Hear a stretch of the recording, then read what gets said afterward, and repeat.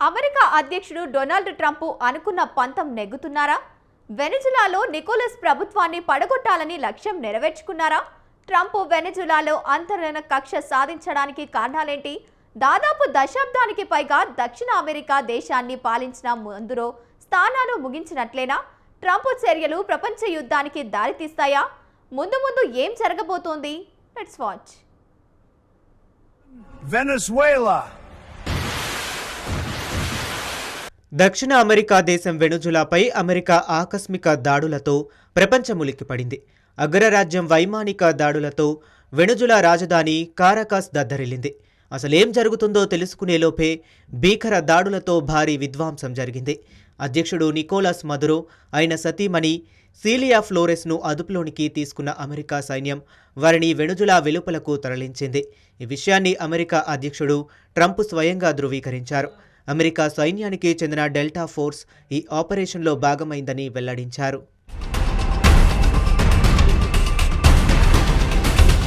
1989 తరువాత ఒక Latin America దేశంపై అమెరికా నేరుగా జోక్యం చేసుకోవడం ఇదే తొలిసారి. ఆ ఏడాది పనామాపై దాడి చేసి మిలిటరీ నేత మాన్యుయల్ నొరిగాను పదవీచ్యుతుడిని చేసింది.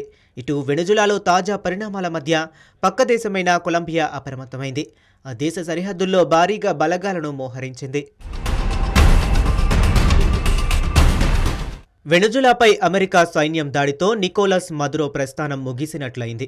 అక్కడ ప్రభుత్వాన్ని పడగొట్టాలన్న పంతాన్ని ట్రంప్ దాదాపు నెరవేర్చుకున్నట్లు అయింది. కారకస్లో 1962లో మదురో జన్మించారు.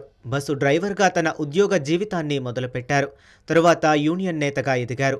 హ్యూగో చావేజ్ నేతృత్వంలోని యునైటెడ్ సోషలిస్ట్ పార్టీ ఆఫ్ వెనుజులాలో చేరిన మదురో కీలక బాధ్యతలు చేపట్టారు. చావేజ్ ప్రభుత్వంలో 2006 నుంచి 2013 వరకు విదేశాంగ మంత్రిగా పనిచేశారు. లాటిన్ అమెరికా, కరేబియన్ కూటమి ఏర్పాటులో కీలక పాత్ర పోషించారు. 2012లో ఉపాధ్యక్షుడిగా ఎన్నికయ్యారు. 2013లో చావేజ్ మరణంతో తాత్కాలిక అధ్యక్షుడిగా నియమితులయ్యారు. అనంతరం జరిగిన అధ్యక్ష ఎన్నికల్లో స్వల్ప మెజారిటీతో విజయం సాధించారు. అప్పటి నుంచి దశాబ్దానికి పైగా అధ్యక్షుడిగా కొనసాగుతున్నారు. అయితే ఈ ఎన్నికల్లో నికోలస్ అవకతవకలకు పాల్పడుతున్నారంటూ ఆరోపణలు వెల్లువెత్తాయి. నికోలస్ మదురో సతీమణి సీలియా ఫ్లోరెస్ న్యాయవాది. అటార్నీ జనరల్గా పనిచేసిన ఆమె మొదటి భర్తతో విడాకుల తర్వాత మదురోను వివాహం చేసుకున్నారు. వెనుజులాపై దాడికి డ్రగ్స్ భూతాన్ని కారణంగా ట్రంప్ చెబుతున్నారు. నార్కో టెర్రరిజానికి వెనుజులా పాల్పడుతుందని, తమ దేశానికి వలసలు ప్రోత్సహిస్తుందని ట్రంప్ ఆరోపిస్తున్నారు. వెనుజులాలో ఉన్న జైళ్లు, పిచ్చాసుపత్రులను ఖాళీ చేయించి మరి వారిని బలవంతంగా అమెరికాకు వెళ్లేలా మదురో ప్రోత్సహిస్తున్నారని ఆరోపణలు గుప్పించారు. అయితే వీటిని గతంలోనే మదురో ప్రభుత్వం ఖండించింది.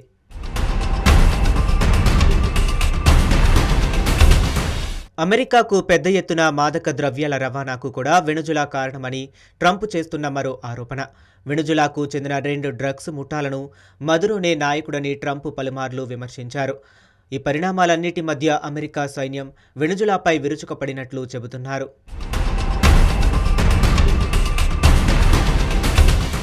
వాస్తవానికి ప్రపంచంలోనే అత్యధిక చమురు నిల్వలు కలిగిన దేశాల్లో వెనుజులా ఒకటి. దానిపై అమెరికా కన్ను పడిందన్న ఆరోపణలు ఉన్నాయి. 2014 తరువాత చమురు ధరలు పతనం కావటానికి తోడు అమెరికా, ఐరోపా దేశాల ఆంక్షల వల్ల వెనుజులా తీవ్ర సంక్షోభాన్ని ఎదుర్కొంటుంది. దేశంలో ఆకలి కేకలు మిన్నంటాయి.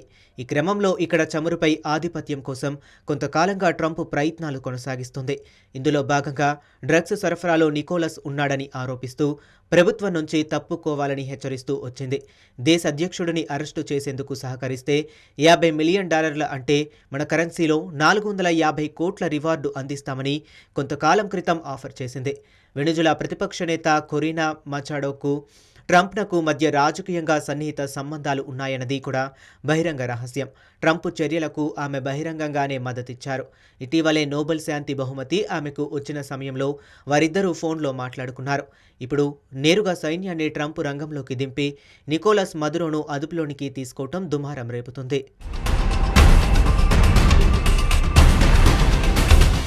అమెరికా చర్యలు మూడో ప్రపంచ యుద్ధానికి దారితీస్తాయా అన్న అనుమానాలు వ్యక్తమవుతున్నాయి. వెనుజులాపై అమెరికా దాడిని రష్యా, చైనాలు తీవ్రంగా ఖండించాయి. అమెరికా నిప్పుతో చెలగాటం ఆడుతుందని చైనా తీవ్రంగా హెచ్చరించింది. వెనుజులా సార్వభౌమాధికారాన్ని దెబ్బతీస్తే తాము మౌనంగా ఉండబోమని, తమ మిత్ర దేశాన్ని ఒంటరిని చేయబోమని రష్యా తేల్చి చెప్పింది. వెనుజులా చైనాకు కీలక చమురు సరఫరాదారు. దాంతో తాజా పరిణామాలు ముందు ముందు ఎలాంటి విపత్కర పరిస్థితులు తలెత్తుతాయోనన్న అభిప్రాయాలు వ్యక్తమవుతున్నాయి.